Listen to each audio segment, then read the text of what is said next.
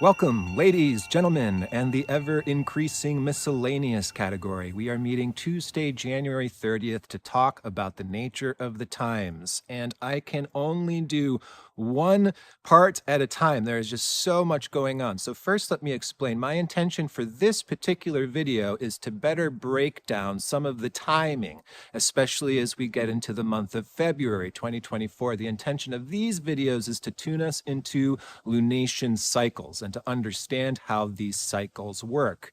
This is not my main gig, however. I really live for my Q&As. That's where I get to test drive evolutionary astrology, blow people's minds by using it as a real, accurate, and useful tool to be more helpful than we otherwise could in another person's life without astrology. That's why I want real astrology in people's hands. So we're teaching that in the Astro School. That includes my monthly Q&A circle where I can take a look at your chart, break it down, why you're having the very unique experience that you're having, not just what, but why we're having these highly unique experiences for the purpose of our own soul's growth and evolution. So if you did not catch my prior video on Pluto in Aquarius, go to my main channel and it should be at the top of the page. Now, my guess is many of you on January 20th, the day the Sun and Pluto went into Aquarius, so many astrologers, right, talking about Pluto in Aquarius, experts at this or that, tuning into Pluto Aquarius. This is not happening overnight. What we understand through real astrology is these breakdowns of cycles. So I'm going to talk about how this incoming Aquarian energy has not even really begun, but is going to really start to come in this next month of February. Okay, so Uranus, the ruler of Aquarius, just stationed at 19 degrees Taurus a couple days ago on the 27th. In a couple weeks, on February 9th, we'll have a new moon in Uranus' sign of Aquarius, 20 degrees Aquarius, exactly square that freshly stationed Uranus. So what we are experiencing is not only the most in-between period, we are more than likely experiencing an increasing restless and uncertainty. The phrase I affectionately associate to Uranus and Aquarius is divine discontent. And my friends, ladies, gentlemen, miscellaneous, again, this divine discontent is going to be coming in increasingly. And there's change that needs to happen. The loaded spring I've been discussing keeps getting more and more charged and loaded, and it's saying something has got to change. If there are not already breakdowns, there are imminent breakdowns. There are many people dealing with crises. I'm going to continue to talk about these crises. This next month of February, I'll have additional material to help people to understand where this Chiron North node, for example, what house is that going to fall in your chart? Because we're going to better understand why we're having these highly unique experiences that can be very, very charged for each and every one of us on the individual level at this time.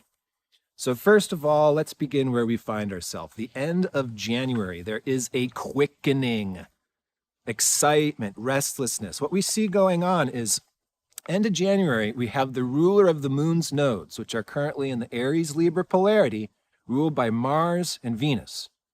And Venus and Mars are currently in Capricorn. It is a time to get down to work, business, who's the business partners, where's the money, what are we building? And there's a lot more falling apart right now than building, as these are cycles that are closing. As I will be very specific to mention, these cycles are closing up until the middle of this month. I would say give it till the 22nd when Venus and Mars come into their new phase. Until that new phase at the end of February, Venus and Mars are closing cycles. This, first of all, end of January, is Venus and Mars in the Earth sign of Capricorn, as I mentioned. Time to get down to business. They are in trine to Jupiter and Uranus in Taurus. So there is a getting down to business, quickening, excitement. Hopefully there's some energy coming back to us as well as Mars pulls out of the square to Chiron. And next we'll discuss Venus's forming square to Chiron. But again, first my major intention for this video is let's just get an understanding of timing, especially by tuning into the moon and lunation cycles. This, folks, is the real astrology. Any astrologer who's not tuned into how important the moon is not aware of the structure of our solar system, our human consciousness. This is why, again, I'm teaching astrology, is you get to actually learn this structure very cohesively. And the moon, being the one object that goes all the way around the Earth every month, is kind of like an energetic receiver. We have no ontological evidence for astrology, folks. What we do have is evidence, statistics, and proof in 3D. So what you see is what you get. Astrology is not a belief system, it's a science. It's what you see is what you get. I want everyone tracking the moon through all of the zodiac signs every month. I want everyone tracking the moon through their own birth chart, as that moon is making formations to planets in their own birth chart. This is how you begin to learn astrology, through the experiences that you're having and not merely the books that you are reading. That's the astrology that I'm teaching in my school and will continue to teach very loudly in my particular hard-hitting style and tone. Okay. Now, Mercury kind of kicks off Aquarius party. Entering Aquarius on the 5th, conjoins Pluto on the 5th. So be aware. Where Mercury joins Pluto on the 5th of February is where Mars will join Pluto on the 14th, and then Venus will join Pluto on the 17th, and then Venus and Mars begin their new cycle on the 22nd. So Mercury is spearheading this party. Going into Aquarius, we may have some downloads or some visions or some curiosity, some very passionate experimental thinking with Mercury joining Pluto at the 1st degree Aquarius. It's starting to look into the future. It's starting to look at these experiments. It's also starting to introduce these more formulaic and scientific ways of understanding reality. And again, tune into my Aquarius video, because that's the consciousness that will be continuing incoming into humanity through the 2 decades to come, now through the rest of our life. But boy, is it getting spearheaded in February 2024. All right. I keep speaking over what I want to get to, which is about lunation cycles. Let's, if anything, understand this most simple, bare bone. Once you hear it from me now, you'll get it now through the rest of your life. These lunation cycles are the most important. Again, the moon is kind of what's receiving the rest of the information from the solar system and broadcasting us to us through individual, highly unique, and personally felt experience. The moon is where life is happening the most. That's why this is a very important object, and certainly not something to throw under the bus as a matrix or a fake moon. I mean, these are patriarchal ideas that are disconnecting us from our power. Tune into the moon, you're going to feel more, you're going to experience more, and you're going to evolve faster through the experiences that you're having more consciously. Why we're having the emotions we're having more consciously. So tuning into the moon dials up our experience. It dials up even the sharpness of some of our feelings, but that allows for us to learn and grow through those feelings, as opposed to what many people on the planet are doing at this time, trying to run away from their feelings or experience, even through spiritual bypassing. This is going to be a very important dynamic once I speak to the Venus-Chiron square and how Venus is squaring the moon's nodes, because we actually need to be tuning in and feeling right now in an extremely overwhelming period where this can be easier said than done. The last new moon was in Capricorn, joined Pluto. So the entire lunation cycle, beginning the prior new moon up until the next new moon on the 9th, has this overall Plutonian Capricorn explosive theme. So understand this timing. The prior new moon was in Capricorn, conjoined Pluto, which sets the tone for the entire forthcoming lunar cycle. So this whole last lunar cycle and basically the next 2 weeks, we're still in this incredibly destructive, tear it all down, overhaul. That Pluto signature is the atom bomb that has been dropped for many of us. That bomb was dropped years ago, but the atomic explosion is still fizzling, and there's still the radiation, and there's still dust clouds and things settling down in new structures and new forms. It has not even settled down yet. We have not gotten to the new structure or the new form yet. That is why we're collectively dealing with so much uncertainty and so much anxiety and so much apprehension, because something's got to change. And yet, what exactly needs to? Where are the new resources, new people, new places, or new directions may not be totally available to us yet. So let me give you some more specific dates, because it's going to be this new moon, February 9th, in Aquarius, ruled by Uranus, squaring Uranus. Just a couple weeks after Uranus stations, this new moon, February 9th to the beginning of March, is going to introduce Pluto in Aquarius. It's going to introduce Aquarius that we have yet to get to.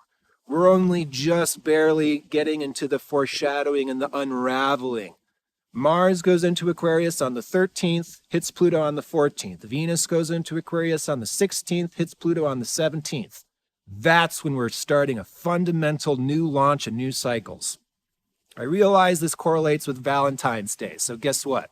This is an interesting coincidence this year, because Venus, Mars, and Pluto in the first degrees of Aquarius around the time of Valentine's Day is fascinating geometry and mirror reflecting going on, because that Venus, Mars, Pluto is a total reinvention of relationship. And a total reinvention of sexuality. So again, ladies, gents, in the ever-increasing miscellaneous category, get your experiment, wizard, pioneer, mad scientist hats on. Because we're talking about February 14th through the 22nd is this riveting lightning bolt of change. And we're starting with something brand new. I mean, it could be totally freaky, unknown, mysterious, but we want to be running experiments at this time. The experiments is how we bring in the new before we know what the new is. Uranus is the planet that brings in new dimensional possibilities. I'm going to call this new moon, folks, Willy Wonka's Great Glass Elevator. This one's shattering the ceiling.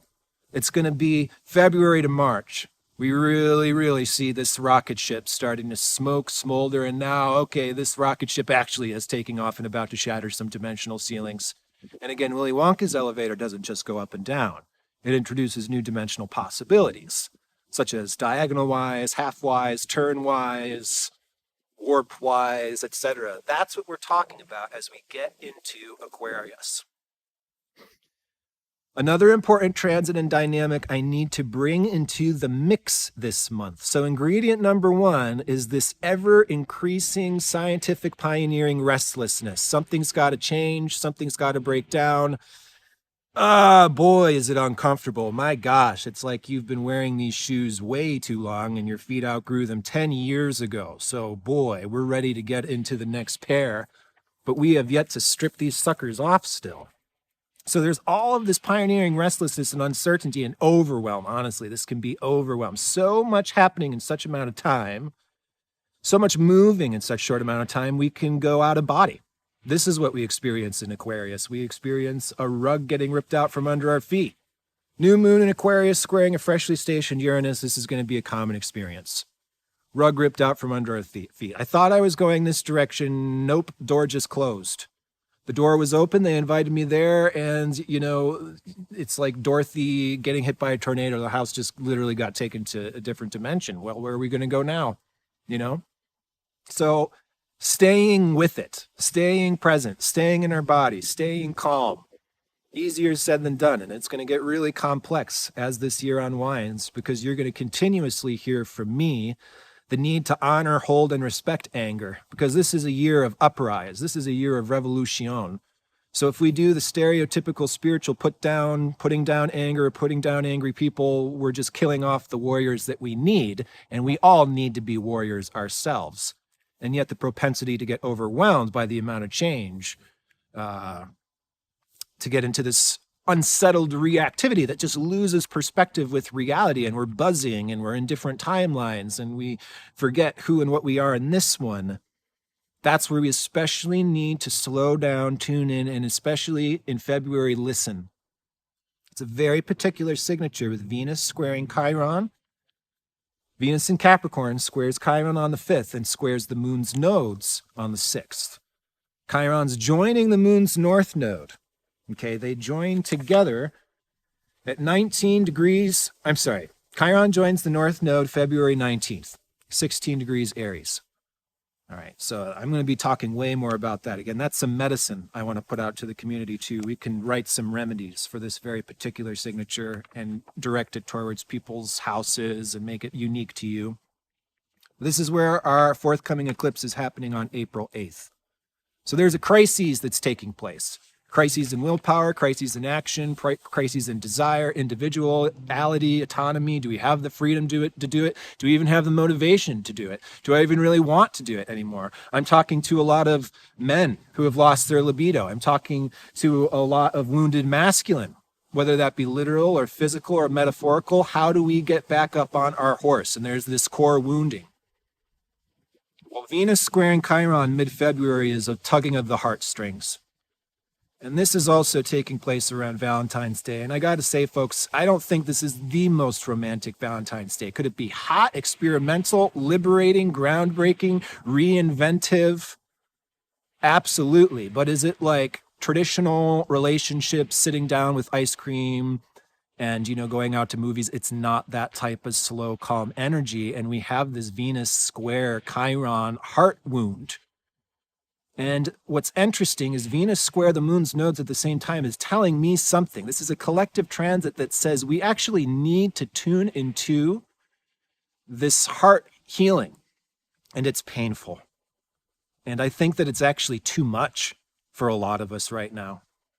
I can use myself as an example because it's lining up with very, very particular personal transits that only come once or twice in a life, where I'm so overwhelmed with what I'm processing, I can't even process it. And that may be some of what we're experiencing. It's like we really need to do the best that we can to listen with our hearts.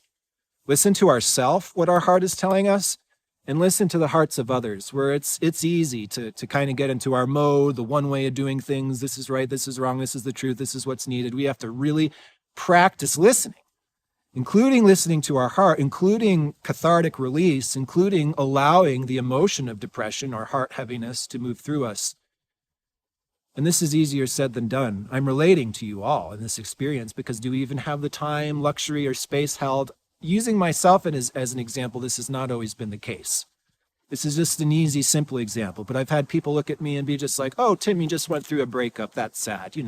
It'll take you, roughly a year to heal from that breakup. And then people look at me and they say, oh, you're in a 10-year relationship and raised somebody else's child and was in a family dynamic for 10 years. And then you broke up from that family and had an identity crisis. And, no, that's really sad. And that's going to take you some years to heal. And it's like, sure, yeah, okay. And then it's like, yeah, sure, you were raised in a family where you weren't recognized and you were never given emotional support. And you were raised in a culture and a society that completely forgot the essence of what humanity was. And even as a child, you were hyper aware of that and felt all of that emotionally in your body. Isn't that sad? I wonder how many years it is to really work through that one. I'm just going to raise my hand and be honest and vulnerable about the level of heartbreak, the level of sadness, and the level of depression that this soul holds and contains. Is soul shattering, is consciousness shattering, is too much for any human being to process at once, and so I cannot. I only get it in doses, and I have these cathartic releases, and only when there's a safe space to do so. And are there so many qualified people that can hold a space for me and that level of grieving, intensity, and sadness?